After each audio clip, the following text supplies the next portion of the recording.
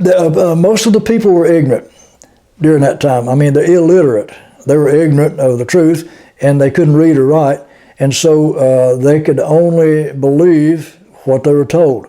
And so the church installed priests and bishops and so forth. Of course, they had a pope and cardinals, and they taught the people, and the people just had to take their word for it because they couldn't read the scriptures for themselves.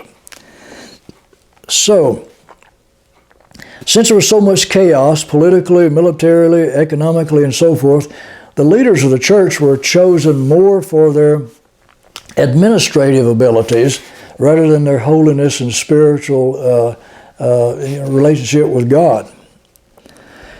Therefore,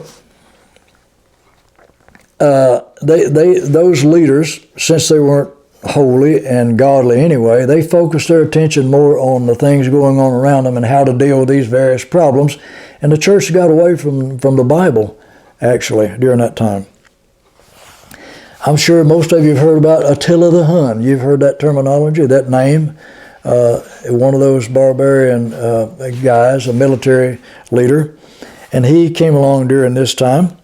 Also, you may have heard of the Vandals. This is a group of people.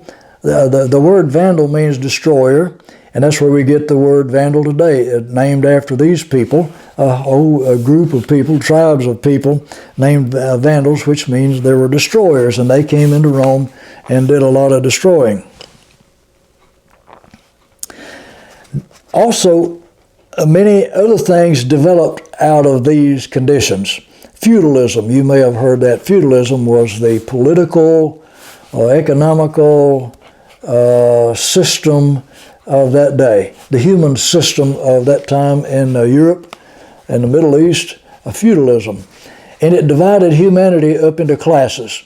You had the upper class, the kings and rulers and church leaders, and then you had the more middle class, the military, people in the military, and then you had the lower class, the workers, the peasants, farmers, and laborers.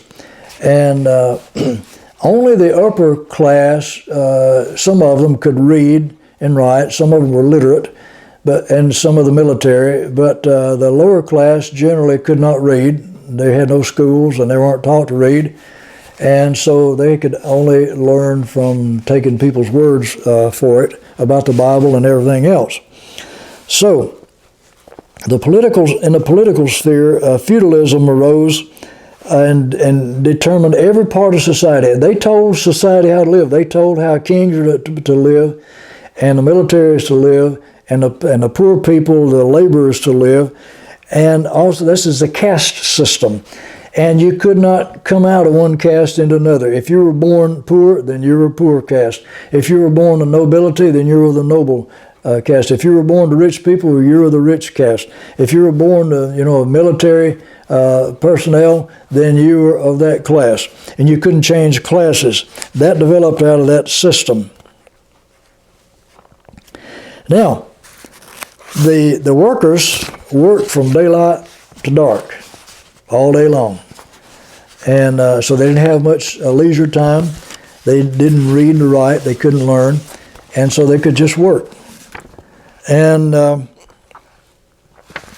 lot of people began to see through some of those things that happened, the perversion of the church inside the institutionalized church. And a lot of them didn't want to be part of that, so they moved out of the big cities and formed little communities. And they eventually built monasteries, buildings where they housed themselves. They were basically hermits away from the big cities where sin dominated, even in churches. And they tried to be holy, but they were holy outwardly mostly rather than inwardly, even in the monasteries. So they became a special class. So the church developed that fourth class, special class, the religious people, priests and bishops and cardinals, and eventually the Pope, which is over all of them. And so this developed back then, but you can still see remnants of that today in some political spheres in Europe and in much of the church. The separation of clergy and laity. They separated the church leaders who were more educated, usually, than the common people, the poor caste, and the two classes, the clergy and laity, and we see that remnant in the church in the United States of America and around the world to this day. The monasteries were the teaching place. They could read and write. They copied books, copied the scriptures and so forth. That's where they came from. But to get an education there, you had to be rich. It wasn't cheap. So the poor class couldn't get an education. Only the upper classes could do that. They were the professionals in the church and politics and the military and so forth.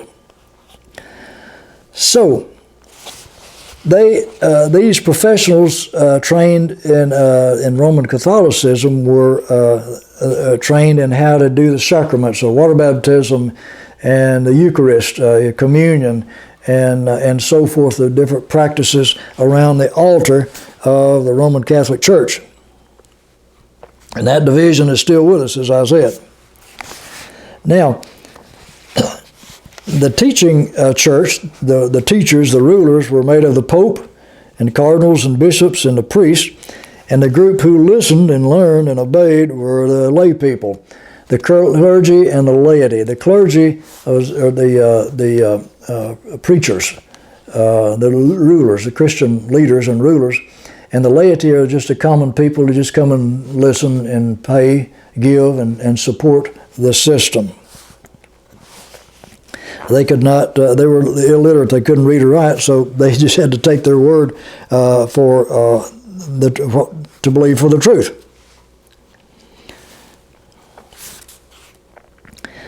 And not all of the upper classes were literate, but most of them were. They could read and write, and so they dominated people. You know, a lack of knowledge is a way people are dominated. Those who have knowledge can dominate those who don't because they don't know how to resist. They don't have the knowledge, so they don't know that they're being lied to and they're being deceived and so forth. Now, this distinction between those who minister and those who are ministered to has continued to influence not only the Roman Catholics but Protestants as well. And the focus of the Catholic Church and worship is the altar. Everything focuses on the altar and what the priest does at the altar. But in the Protestant version of the church, which came about after the 1500s, it's the center of focus is on the pulpit. They changed it all, which means they elate the pastor, the preacher. And in modern church buildings, you'll see usually a platform in front of the church building where the pastor, the preacher, the speaker is a few feet above the people, and with a pulpit, lectern, and so forth, and people can see them better. Well, in Europe, it eventually developed, and when they came to America, they did the same thing. They continued it in New England. The church buildings they built separated Christianity from the common life and so forth. So that very thing was a perversion of Scripture.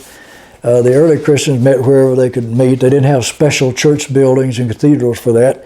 But even in a Protestant version of the churches, the pulpit was not just a few feet higher, but 10 to 15 feet higher. The preacher had to climb stairs to get up to the pulpit, which is a small area. He couldn't walk around in it. It had a pulpit up there, a lectern, and he looked down upon the people. And so this demonstrated that the clergy was a separate class higher than the other people. And that's not Bible. That's not of God. But that was still with us for a long time. I don't know if any churches still have that today, but for a long time they did, separating the clergy from the laity. Now, until the 16th century, there were no seminaries as such. So the people became priests largely by being serving under, being an apprentice under a present priest or bishop and learning from them. So the only thing they learned was what the bishop could teach them. And if they couldn't read the scriptures themselves, they couldn't learn anything different. They just had to take the preacher's word for it. And they learned how to read just enough to do the rituals that they were supposed to do at the altar in their meetings. Every good Bible teaching should have a punchline. The punchline of this Bible teaching is found on part C of the beginning of the end. Jesus said it's the truth that sets us free. So check out that truth.